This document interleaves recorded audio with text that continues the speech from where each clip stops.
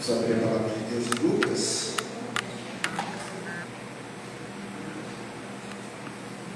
Última exposição desse Evangelho. Nós leremos o verso 36 ao verso 49.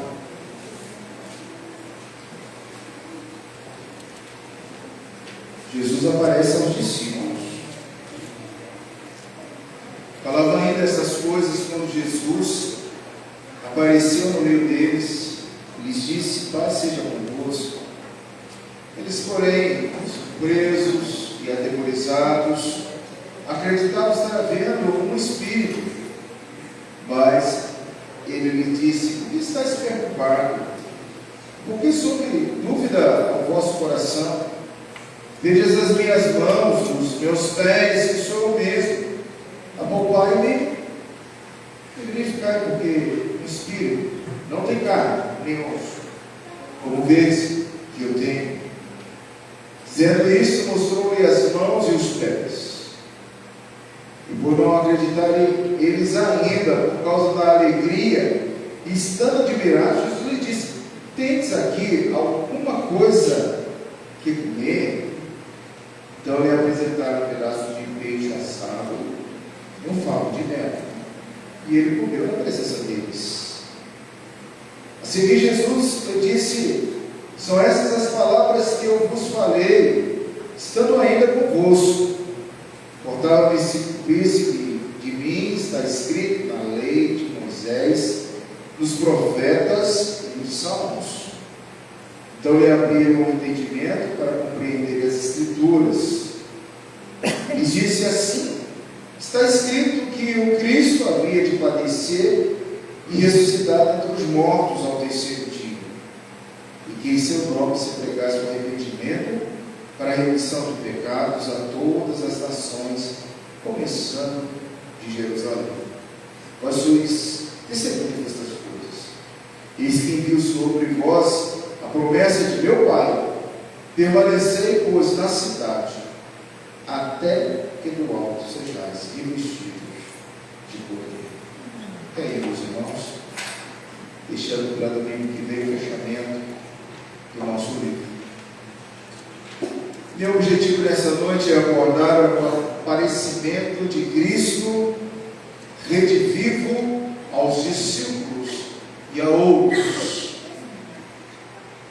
Já sabemos que Cristo já havia aparecido para as mulheres, para Pedro e para os dois discípulos em caminho de Emaús. Agora ele vai aparecer para todos. Qual foi a ferramenta utilizada por Jesus capaz de abrir o entendimento dos discípulos? Essa é a minha tese nessa noite. Uma pergunta que tem a afirmação de que somente as Escrituras podem abrir o entendimento dos discípulos.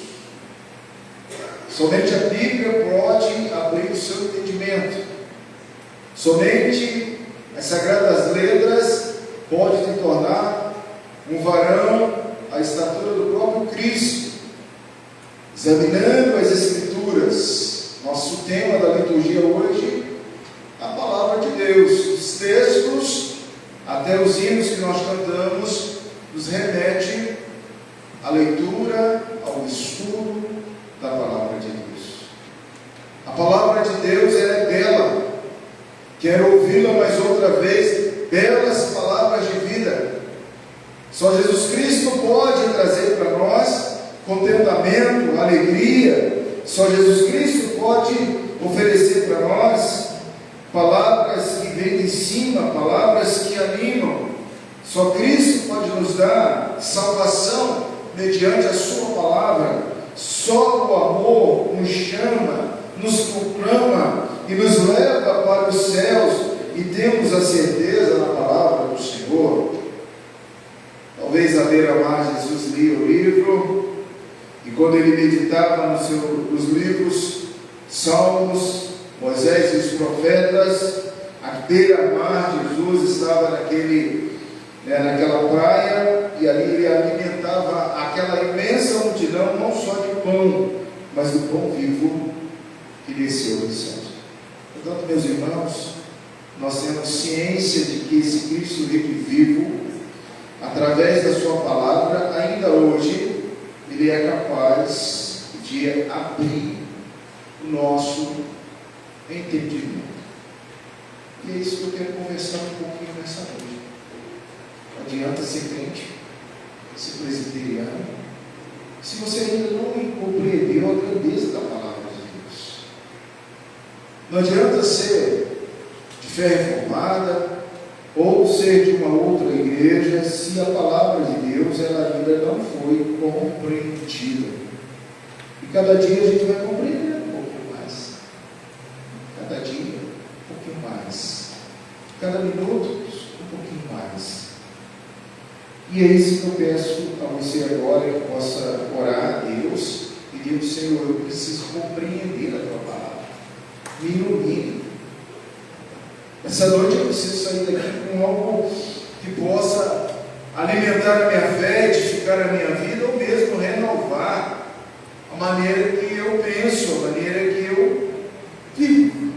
Peça a Deus essa iluminação.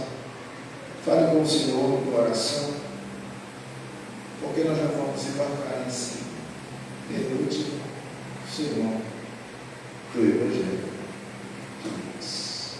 Pai Santo, teu livro fluido, Pai Santo, colocamos, ó Deus, na tua presença cada irmão, cada irmã que aqui se encontra. Ó Deus, te agradecemos pela tua palavra, que é viva, que é eficaz. A tua palavra que nos alimenta, a tua palavra que, inspirada por ti, serve de luz, de lúminos para as nossas vidas. Ó Pai, pedimos nesse instante, traga ao nosso pensamento aquilo que o médico Lucas quis deixar na conclusão do Evangelho ao seu amigo Teófilo, e aplique em nossos corações, Pai, para que possamos, ó Deus, ter uma vida diferenciada, fortalecida, uma vida edificada sobre a rocha, uma vida que pode soprar os ventos, pode vir as lutas, as dificuldades, mas nós não vamos cair, porque a nossa vida está edificada sobre o Senhor. Obrigado pela nossa igreja e os meus irmãos em Cristo Jesus. Amém. No contexto anterior, meus amados irmãos, estudamos no domingo passado como ter os olhos abertos e os corações ardendo. Hoje nós queremos estudar como ter o nosso entendimento revitalizado, o nosso entendimento dirigido pelas palavras do Senhor. Mas no domingo passado nós sugerimos aqui que os olhos daqueles discípulos a caminho de Emaús foram abertos e os seus corações aquecidos devido a alguns fatores. Primeiro, eles conversaram a respeito de Jesus no verso 15. Estavam conversando com aquele estranho que eles não sabiam quem era, sobre o próprio mestre que acompanhava eles. E eu desafio você a falar mais de Cristo. E como foi essa semana? Você falou mais de Cristo, conversou mais de Cristo. Seu linguajar foi menos do futebol, menos da política, menos dos fatos da hora, do momento, e foi mais de Cristo. Nós devemos falar mais de Cristo. Segundo, devemos explicar o Evangelho. Qual a importância do Evangelho para todos nós? O Evangelho é poder restaurador. O Evangelho é dinamis. O Evangelho revitaliza. O Evangelho cura. O Evangelho transforma. Nós precisamos explicar o Evangelho para aquela pessoa que está descendo no elevador, para aquela pessoa que está caminhando na rua, para aquela pessoa que está ao seu lado na lotação, para a pessoa que trabalha com você. Explique o Evangelho, fale do Evangelho. O Evangelho, ele é poder restaurador. Terceira, você leu a Bíblia essa semana? Você fez a sua devocional? Você está lendo que livro, que texto das Sagradas Escrituras? Leia a Bíblia. Ler a Bíblia é ouvir o que Deus tem a falar para nós. A Bíblia é a boca de Deus. O livro aberto é a boca de Deus, o livro fechado são 66 livros sem utilidade. Então abra a Bíblia, leia a Bíblia, medite na palavra dele dia e noite. Domingo que vem, irmãos, nós estaremos participando da ceia. O meu desejo é que você já prepare-se para a ceia, a 10ª ceia do ano, nós estaremos participando no mês 10. Como é bom participar da ceia do Senhor, com inteligência, com abrangência, com uma visão, uma cosmovisão diferenciada daquela que você tinha quando você era menino e falava com o menino, pensava com o menino, mas você chegou a ser homem, e a ceia agora se tornou para você algo benéfico e não maléfico. Vem cear, o mestre chama, vem cear. Enquanto ele ceava, as suas vistas e, claro, as mentes daqueles discípulos de Emaús perceberam que era o próprio Cristo que estava ali. E por último, meus irmãos, exposição das Escrituras, Sagradas Escrituras, verso 32, é importante perceber que Jesus ele utilizou o método com os 2 discípulos e vai reutilizar o mesmo método agora com os 11. Não bastou aqueles homens terem 3 anos andando com Jesus, andando, evangelizando, dormindo, vendo, experimentando as curas, os milagres, mas eles não tinham entendido aquilo que o mestre estava falando. E o recurso é o mesmo que ele usa para Cleopas, o seu amigo. Ele agora vai usar para Pedro, ele vai usar para João, ele vai usar para Tiago, ele vai usar para os outros discípulos, e ele quer usar para essa igreja, ele quer usar para nós.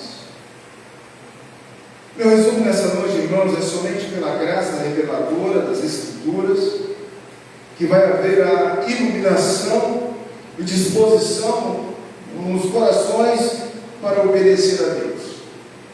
Deixe-me falar um pouquinho sobre esse resumo, porque se você entender esse resumo, você já entendeu tudo que está aqui dentro desse contexto. Primeiro, a revelação especial é uma graça, é uma dádiva. Ter a Bíblia nas mãos é ter, irmãos queridos, a fala do Deus vivo, a revelação daquele que te criou o universo. Ter a palavra de Deus nas mãos é saber para onde vamos e como estamos. Ter a revelação especial nas mãos, só as Escrituras. Agora entrando no mês de outubro, como falamos muito das solas. Houve um ano que a gente tinha até aqui, os solas decorando aqui à frente. Ter as solas, somente as Escrituras, a revelação das Escrituras, do livro santo, é a maior graça que um mortal poderia ter. Leia a sua Bíblia, pegue esse presente que Deus preservou para que a sua igreja pudesse ultrapassar gerações, e peça ao Senhor: Senhor, me ilumine, eu preciso mudar a minha mente, eu preciso ter entendimento, eu preciso ter compreensão na minha mente a respeito da tua palavra, que é regra de fé e prática, e que eu possa ter disposição, Senhor, no meu coração para obedecer a tua palavra. Eu preciso obedecer. O alfabeto do cristão é obedecer a Deus. Você aprende a palavra, você lê a palavra, o Senhor fala contigo. Mas se você não obedecer a palavra de Deus, de nada terá eficácia. Valeu. Portanto, olha o verso 36. Comece a perceber o que está acontecendo ali. Falavam ainda essas coisas. Quem é que falava? Eram os discípulos de Emaús, contando com Simão, contando aos 11 que estavam ali o que havia acontecido. O mestre havia ressuscitado, as portas estavam fechadas, Todos estavam morrendo de medo, e como se fosse uma imagem, Cristo estava lá no cantinho, olhando para aquelas pessoas. O aparecimento de Cristo ressurreto aos seus discípulos e a outros, naquela tarde de domingo de ressurreição, a organização descrita pelo médico Lucas nos remete ao clímax dos versos de número 1 ao número 12, ele informando que o túmulo vazio estava, e os mensageiros, ali, os anjos, haviam dito para aquelas pessoas que ele havia ressuscitado. No verso 13, 35, de 13 a 35, vê-se a narrativa do aparecimento de Jesus aos outros homens que caminhavam de Jerusalém para Emaús, e depois separadamente a Simão Pedro.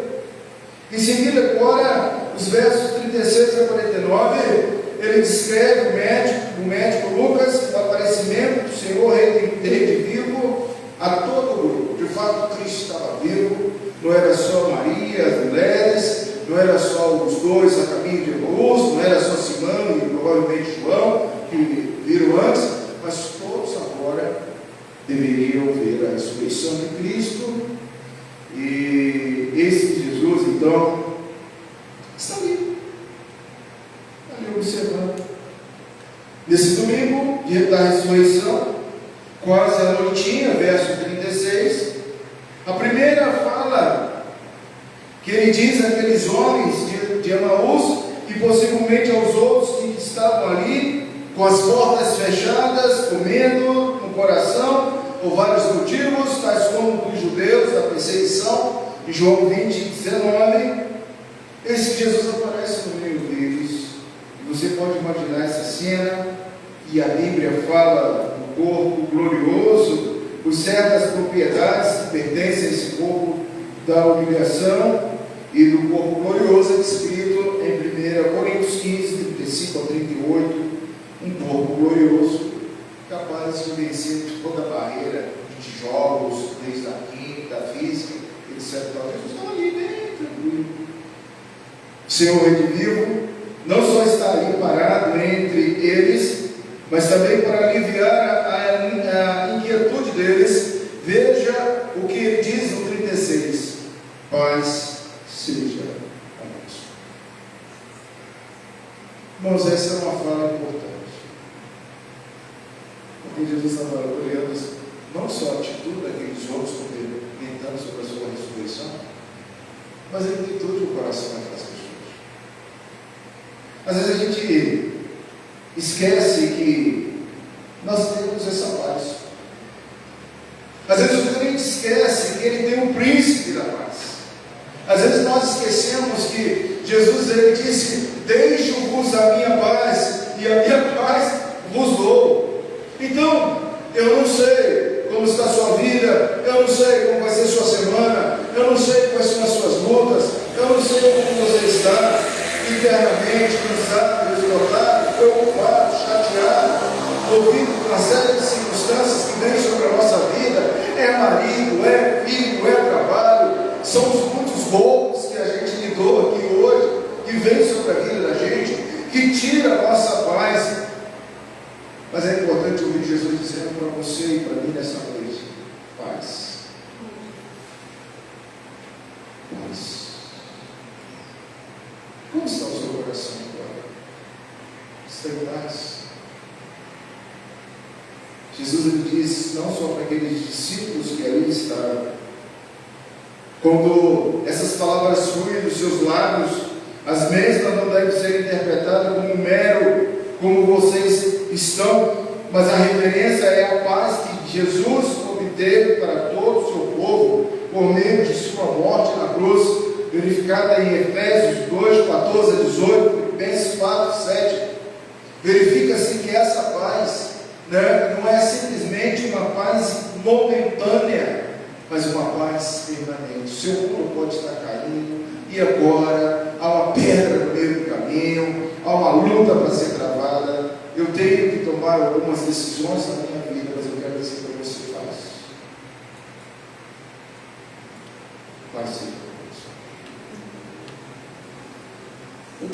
você aproveitasse um pouquinho mais essa citação do verso 36. E começasse a olhar para essa frase, paz seja convosco, uma exclamação, como se fosse coisa preciosa, maravilhosa. Se paz a las doce deves gozar. É essa paz que eu quero dizer para você. Paz, meu irmão, paz, minha irmã. Em Cristo você tem a paz.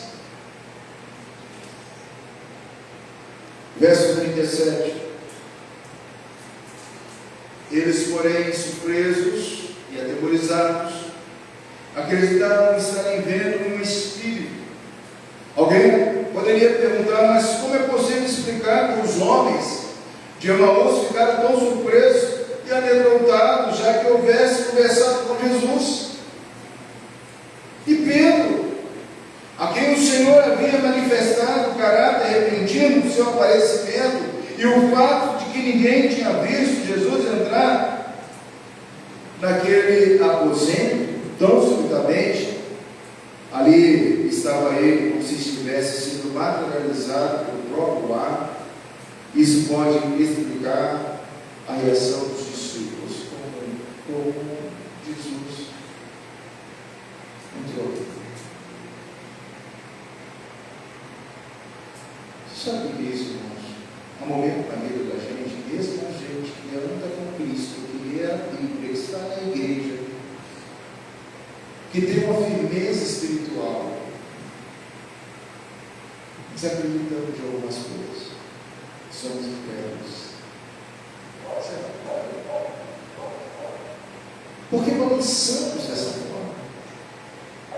Porque temos essas reações semelhantes a que os discípulos tiveram ali, achando, diz o verso 37, que era um espírito. E é interessante que esse texto revela algumas coisas do espírito. O próprio mestre fala a respeito de como é um espírito. Porque ele vai fazer uma aplicação prática para dizer, sou eu. Eu vou comer um pedaço de pão, de peixe assado. Eu vou comer um favo de mel, vou provar um favo de mel. Toque aqui. Um espírito não come, um espírito não tem corpo. Um espírito não tem carne, nem ossos, como diz o 39. Como vês que eu tenho? Irmãos, ressurreição, a tarde de domingo, tudo aquilo que Cristo construiu em longos anos, não foi compreendido.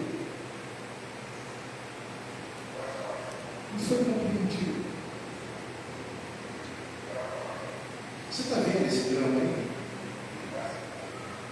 Isso nos revela algumas coisas. De início nos revela que não basta você ser criado na igreja. Você pode ser como eu, nascer numa igreja, passar sua vida toda na igreja, ser crente de carteirinha de uma igreja e não compreender nada. Eles não compreenderam nada. Os versos 38 a 40 que seguem, observe que Jesus, que esses homens estão ali dominados pelo medo, pelas dúvidas. Ele dirige a atenção deles para as suas mãos, para os seus pés. Ele mostra os seus membros do corpo de João, suas mãos e seu lado. O que Jesus quer que eles vejam, indubitavelmente, a estigma, as marcas da crucificação. Naturalmente, para nós, irmãos queridos, que ainda não possuímos o corpo da ressurreição, é impossível, como era possível que o corpo de Jesus fosse de um lado tão distinto do nosso corpo atual, que poderia entrar numa residência sem abrir as portas, as janelas, e ao mesmo tempo tão semelhante ao nosso, de maneira que até mesmo as marcas da crucificação não podiam ser vistas. Eu não sei como mensurar isso é mistério. Recebemos o conforto, o fato de que Cristo vivo seja tão compassivo e amoroso como era este mesmo Salvador antes da sua crucificação. Ele continua com uma condescendência maior ainda. Ele mostrou as suas mãos, os seus pés, provavelmente com um duplo propósito para aqueles discípulos ali. Primeiro propósito: não sou filho, sou eu. Segundo propósito: realmente sou o Senhor e Salvador, como eu disse. Vocês não precisam ter dúvidas a respeito disso, sou eu mesmo. Agora, vamos ser sinceros, irmãos. Nós agiríamos como discípulos. Não quero bater no seu coração e dizer: eu sou melhor, eu sou mais forte, eu tenho mais consciência. Às vezes a gente passa anos e mais anos ensinando a palavra de Deus. Nós não compreendemos. No discipulado, às vezes a gente tem umas tiradas, umas avaliações, como nós fizemos no discipulado quarta-feira. Que nota você daria para a sua edificação, para o seu amadurecimento e para o seu crescimento? Que nota você daria hoje para o seu amadurecimento e para o seu crescimento em Cristo? Irmãos queridos, vocês não são mais meninos. O tempo está passando, Jesus está voltando. A nossa mente, o nosso entendimento, ele precisa ser tratado. Nós precisamos ter uma visão mais ampla. Versos 41 e 43, os discípulos não podiam acreditar por causa da alegria e continuaram por certo tempo nesse estado. Psicologicamente falando, isso é compreensível. É preciso ter em mente que apenas, como diríamos anteontem, o coração deles tinha sido traspassado por um sentimento completo de luto, desespero. Quando Jesus explicou a situação, parecia irremediavelmente perdida. Morreu o nosso mestre, não tem jeito, mataram, e os fariseus, saduceus e os romanos ganharam. Agora, o que vai ser da gente? Vamos voltar para casa e vamos ficar chorando em casa, lamentando o luto. Era o fim. Mas Jesus se fora, estava morto. E agora eu creio que ele estava ali parado, olhando com eles, comendo com eles, experimentando aquela visão, aquela percepção. O que eles viriam era realmente um espírito, um fantasma. Por um mesmo momento eles diriam a si mesmos: esse deve ser Jesus. Será que é Jesus? Se for Jesus, que maravilha. No momento seguinte eles diriam: é bom demais para ser verdade. Quantas vezes você desconfia das bênçãos que o Senhor te dá? Quantas vezes? A verdade, pode ser verdade. Está bom demais. Por que acontece isso com a gente, irmãos? Nós somos esses discípulos. Pregamos a palavra, cremos na palavra, oramos ao Senhor, pedimos a bênção do Senhor, e quando acontece, será que é mesmo? Há dúvidas no nosso coração. Isso é complicado. E por essa razão, o Senhor pacientemente, como sempre, comeu um pedaço de peixe assado em sua presença, provou aquele favo de mel, com o fim de convencê-los que não estavam vendo o fantasma. E Deus Jesus é real. Isso é realidade. Deixa eu falar uma coisa para você. Você tem certeza que Cristo é real? Como é que vocês estão aqui? Coisa boa. Coisa boa. Cristo precisa ser real na sua vida essa semana. Vai ser real mesmo. Para de ser crente como esses discípulos incrédulos, por não falar o principal deles também, que recebeu uma reprimenda direta de Cristo. Tomé, seja crente, não quero. Cristo é real para modificar salvação. Cristo é real para se fazer presente todos os dias. Essa é a promessa dele. Verso 44, como se acham aqui as palavras de Jesus, não foram necessariamente pronunciadas no domingo da ressurreição, podem ser expressas então, mas também podem ter sido ditas em aparições posteriores. Seja como for, onde quer que tenha sido pronunciada, aqui no 44, como nós lemos, diz o versículo 44, a seguir, Jesus disse: são essas palavras que eu vos falei, estando ainda convosco, importava-se que se cumprisse tudo que tinha de mim escrito na lei, nos profetas e nos salmos. O fato é que Jesus, antes de ascender aos céus, ele volta às Escrituras. Ele voltou às Escrituras com os 12 discípulos no caminho de Emaús. Ele voltou às Escrituras com os 11, com os outros que estavam lá. E a palavra de Deus diz que mais de 500 pessoas viram Cristo ressurreto e ele pregando as Escrituras. Só tem um caminho para nós, irmãos. Qual é o nosso caminho? Só a Escritura. Para a sua vida é só a palavra de Deus. Não é a palavra do homem, não é a palavra do missionário, não é a palavra do cartomante que diz que é crente, do vidente que diz que é crente. Leia bem. É a palavra de Deus. Sinta que Jesus diz que cada uma das 3 grandes divisões do Antigo Testamento, em nenhuma outra parte do Novo Testamento ele cita aqui, porque está formando um cano, são indicadas com clareza e que testificam a respeito de Cristo.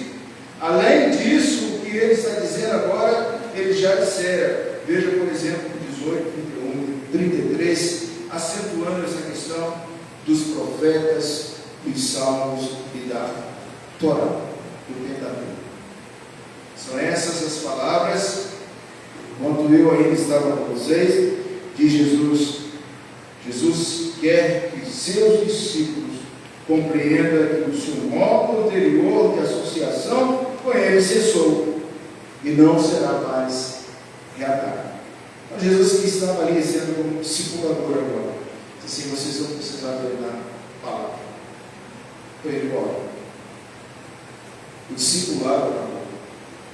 Ao momento, irmãos, que eu vou chegar para as turmas que estão fazendo discipulado e vou dizer assim: acabou. Agora é só a formatura no dia 2 de novembro. Vamos, faça discípulos, por favor. É isso que já aconteceu com a nossa turma primogênita. É hora de fazer discípulos, é hora de pregar a palavra.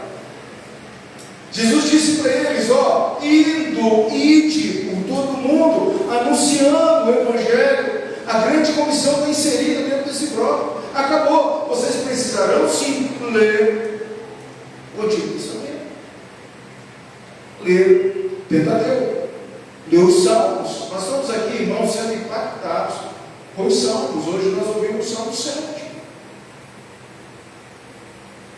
Leia os Salmos, leia os profetas, Jeremias, Isaías, Daniel, Oséias, Amós, Jonas.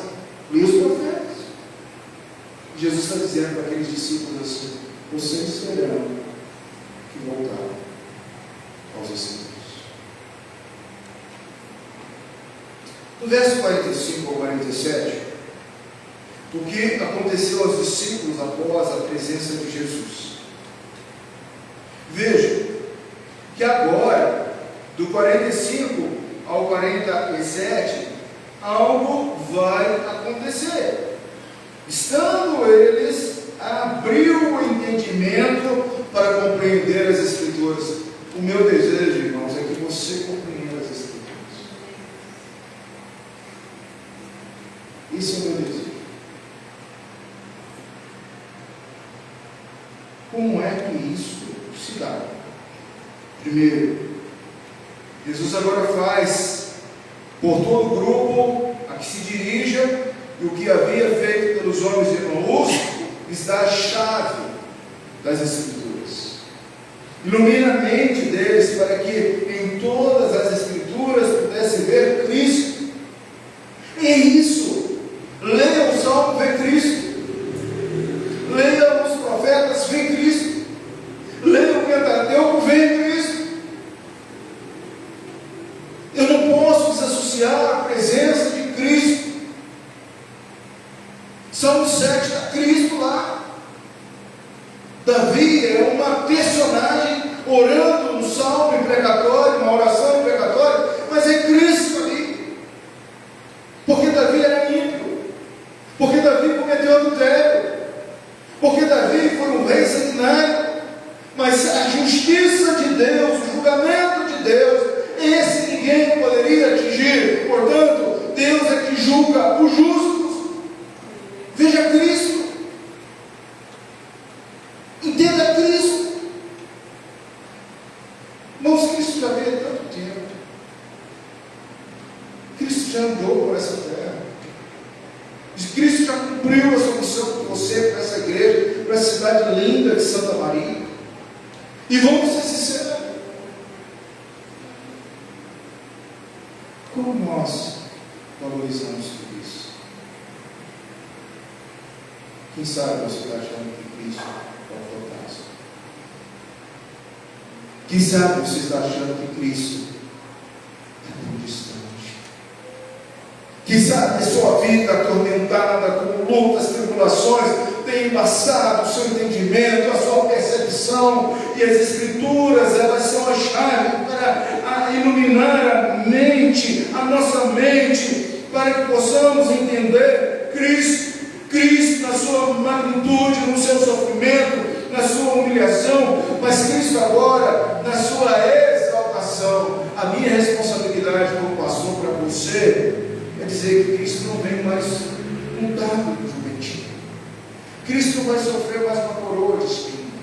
Cristo não vai ser mais esbofeteado. Cristo virá como um juiz soberano que vai julgar todas as nações, todas as línguas, todas as igrejas, todos os pastores, todos os presbíteros, todos os líderes. Você será julgado por Cristo. Não pense no Cristo pacato, que vai comer um pedacinho de pão, experimentar o mel. Ele vem com as suas hostes angelicais e não tornará os seus pés essa terra e não dominará mais. Você está preparado? Essa é a minha responsabilidade agora. E pregar a volta de Cristo. Sabe aonde você aprende isso? É preciso entender isso. Segundo, ele os faz ver que ele tinha de sofrer e ressuscitar ao terceiro dia. Assim como Cristo falou da sua ressurreição ao terceiro dia, e ninguém, nem Pedro, nem João, nem Tiago, nem as Marias, ninguém. Assim somos nós, não estamos dando crédito à sua vinda. Pode ser hoje, pode ser amanhã, pode ser esse ano ainda, pode ser o ano que vem. Ninguém sabe a hora, a vinda de Cristo. O fato é que Ele vai voltar. Por que nós estamos como esses estavam naquele tempo? Para que as boas novas da salvação, por meio da conversão e do perdão de pecados, fossem proclamadas às todas as nações. Ele tinha enfatizado que ele ressuscitaria ao terceiro dia e deixaria essa missão vigente, essa lei, essa norma, esse mandamento. Pregue a palavra. Serve para nós. Hoje, irmãos, em seu nome, isto é, com base na sua autorrevelação, essa proclamação ainda que tendo o início em Jerusalém, deveria se espalhar por todas as nações. Louvado seja Deus que os discípulos cumpriram isso. E se nós estamos aqui hoje no Brasil, nessa hora, ouvindo a palavra de Deus, Deus cumpriu essa tarefa. Louvado seja Deus. Você sabia que Deus te chamou a alcançar as nações? Deus te chamou para você alcançar as nações. Não é só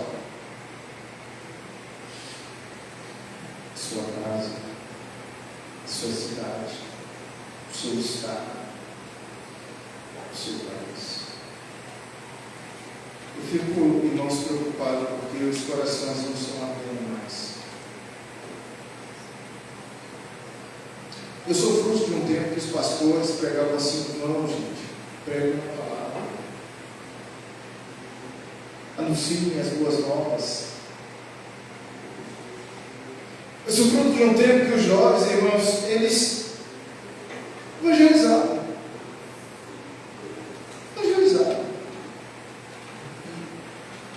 A gente entrava no trem evangelizar, nós evangelizávamos do interior do Rio à capital. Dali Deus foi levantando os presbíteros, diáconos, pastores. Eu não sei o que acontecia, porque um grupo pequeno da igreja estava orando: Senhor, levante os pregadores, Senhor, levante a tua igreja. E o Rio de Janeiro hoje, irmão, está tão fraco, tão secularizado.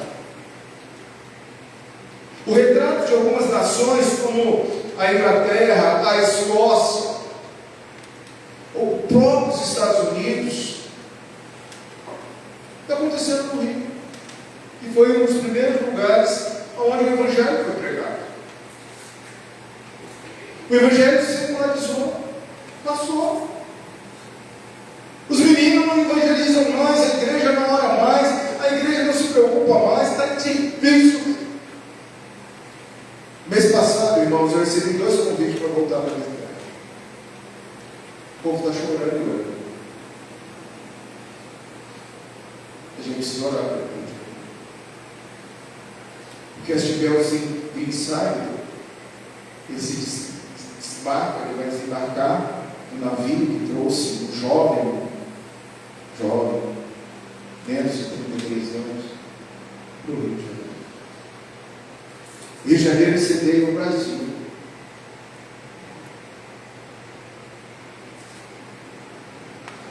Mas eu queria que você entendesse que aqui em Santa Maria você pode alcançar as nações. Seu coração tem que abrir. A sua mente tem que compreender as Escrituras. Visto que os discípulos de Cristo no 48, primeiramente, os discípulos íntimos, mas em certa extensão também ciclo mais amplo de crentes, viram as obras do Senhor, ouviram as suas palavras, experimentaram o seu próprio coração, o significado, o valor das boas obras. Eles agora vão dar testemunho acerca dele. Sim, Cristo ressuscitou. Eu não vou ter medo mais da perseguição do império, eu não vou ter mais medo da morte. Eu vou pregar o Evangelho, porque Cristo me mandou. Minha vida, minha mente, meu coração está mudado. Eles são e devem ser testemunhas de Cristo. Como nós precisamos ser testemunhas de Cristo. Irmãos, essa semana, leve alguém aos pés de Cristo, mas leve uma palavra. Você não tem que ter a presunção de converter ninguém. Quem converte é o Espírito Santo. Mas abre a sua boca, pregue, explique, chore, porque Cristo é real e essa é a nossa convicção, que Ele está voltando. Ainda há tempo, ainda há possibilidade daquele que está perdido voltar, se converter, amolecer o coração. Não desista, fale do amor de Cristo, chore por Ele, ore por Ele, pregue a palavra. Seu coração precisa arder, sua mente precisa direito. Verso 49, amados. Jesus está informando aos apóstolos que eles estão para enviar sobre eles o que o Pai havia prometido, a saber, o Espírito Santo. João 14, 16, 17, 26, Atos 1, 8. Aquele Espírito que os capacitará de ser testemunhas genuínas, eficazes. Eles devem permanecer calmamente em Jerusalém até que receba esse grande dom. Fique em Jerusalém, calma, paz. Eu já ressuscitei, já cumpri a minha tarefa, já vai chegar o Espírito Santo. Vocês só vão sair daqui quando enviar o Espírito Santo. O que vocês vão fazer contra isso? Vai ler a Bíblia. Jesus deixou aqueles homens lendo a Torá, lendo os Salmos, lendo os profetas, 3 grandes visões do Velho Testamento. E eles começaram a ler, porque as suas mentes entenderam a grandeza da palavra. Essa promessa cumpriu-se no dia de Pentecostes. E isto é no 50º dia depois da ressurreição de Cristo, no 10º depois da sua ascensão. À luz do livro de Atos é evidente que por meio do derramamento do Espírito Santo, esses homens realmente se tornaram testemunhas eficientes. Sem dúvida, o discurso de Pedro naquele dia de Pentecostes foi tomado de uma intimidade com a palavra de Deus. Derramarei sobre vós o Espírito. Joel. Que coisa maravilhosa. Você crê isso para a sua vida, meu irmão? Você crê isso para a nossa igreja? Somente a Bíblia. Somente. Confissão de fé de Westminster. Quanto àqueles homens malvados, ímpios, que Deus, com justo juiz, cega e endurece em razão de pecados anteriores, eles não só recusam a graça pela qual poderiam ser iluminados, seus entendimentos, há uma recusa frenética da Bíblia, da palavra. Você quer saber se uma pessoa é ou não eleita? Não entra nesse mérito, só Deus sabe. Mas um forte referencial é a rejeição consciente da palavra de Deus. Indivíduo que rejeita conscientemente a palavra de Deus são homens ímpios, são homens que o próprio Deus cega, que o próprio Deus endurece o coração dessas pessoas. A palavra não tem guarida nesse coração. Pegam uma palavra e distorcem a palavra, recusam a graça, são movidos em seus corações pela dureza e não pelo Espírito que tira e que põe dons e que flexibiliza a sua intimidade, a sua identidade com o Espírito Santo, porque o próprio Espírito testifica com o Espírito que nós somos filhos de Deus. Maravilhoso isso. Romanos capítulo 11, verso 7 a 8. Que diremos, pois, o que Israel busca, isso não conseguiu, mas a eleição os alcançou, os mares foram endurecidos, como está escrito, Deus lhe deu espírito de entorpecimento, olhos para não ver, ouvidos para não ouvir, até o dia de hoje, porque Cristo está voltando. Mateus 13, verso 12, pois ao que tem se lhe dará e terá em abundância, mas ao que não tem, até o que tem será tirado. Isso é tudo demais. Eu quero concluir a nossa análise. Qual foi a ferramenta capaz de abrir o entendimento desses discípulos? Você já sabe. Esses 15. Lucas 24, 45 e 47. Após a ressurreição de Cristo, a ferramenta que ele usou para abrir o entendimento dos discípulos foi a própria palavra de Deus. Jesus usando isso, explicada por ele mesmo, mestre, sentado ali, explicando a palavra. O verso 45 diz que Jesus lhes abriu o entendimento para compreender as Escrituras. Ele explicou como as profecias do Antigo Testamento se cumpriram na sua morte e na sua ressurreição. Oh, meu Deus, que coisa maravilhosa. Portanto, meus irmãos, o entendimento foi aberto por meio da revelação divina, da revelação especial que Jesus teve, mostrando como todas as Escrituras apontavam para Ele. E Ele também nos preparou para a missão de pregar o arrependimento e o perdão dos pecados em seu nome a todas as nações. Eu quero dizer uma coisa para você, meu irmão. Se você não está discipulando, vou falar bem devagarzinho. Se você não está discipulando você não está cumprindo a ordem de Jesus. Você é um mero consumidor ou consumista da palavra de Deus.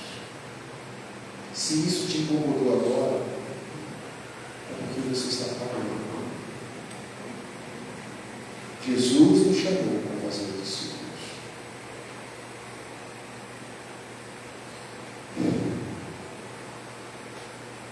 Como a igreja não cumpriu essa ordem? Essa é a ordem mais renegada, rejeitada. A gente tem vergonha de falar que somos crentes. A gente tem vergonha de carregar a Bíblia na mão. Hoje esse aplicativo, ninguém sabe.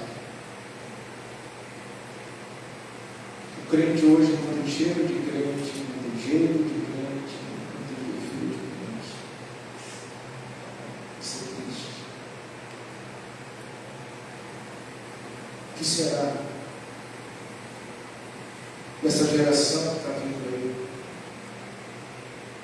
Das crianças, dos jovens? Sabe, meus queridos irmãos, o entendimento somente será revelado por meio da ação de Jesus. Esse é o relato principal.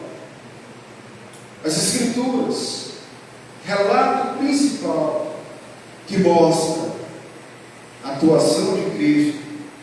E hoje eu digo a volta de Cristo. Quais os aspectos a gente leva nesse sermão? Verso 38. Porque vocês estão perturbados e porque vem dúvidas ao coração de vocês. A gente vê na igreja uma turma de perturbados. Tem de crente perturbado. Mas não é problema psicológico, não. Não é nesse sentido de problema psicológico, de algum distúrbio, não. Não é nem isso que eu estou falando, não. Bom, perturbados porque não sabem o que estão fazendo mesmo dentro da igreja. É difícil. Há muitas dúvidas. Talvez você está questionando até a autoridade de Cristo já. Ele é Deus. Ele é Deus. João 14, verso 1 é um dos meus prediletos. Ele era predileto esse texto quando eu fazia muito velório. Eu parei de fazer velório, estou até perdendo o jeito de fazer velório. Aí João 14, 1 diz: não se turbe o vosso coração. Crede em Deus, crede também em mim. Por que você está com o seu coração perturbado?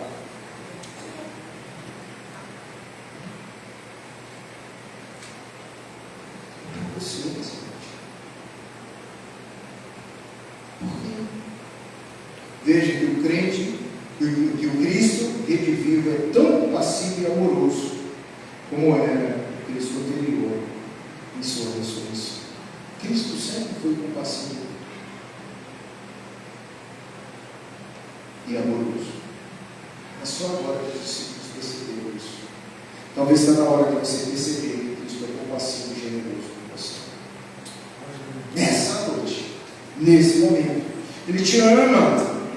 Ele está com os braços abertos, dizendo o que você vai levar para a sua semana, meu irmão, minha irmã. Versículo 47.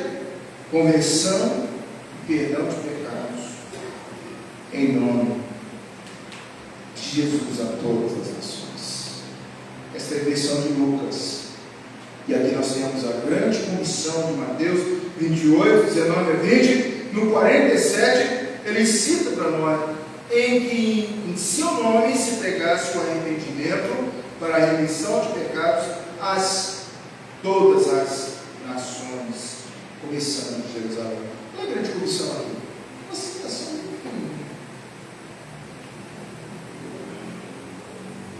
Eu quero terminar a nossa análise nesta noite dizendo algo para todos nós. Observe, meu irmão, minha irmã, que o mandato missionário ou missiológico de Cristo foi o último que ele pronunciou antes de subir aos céus.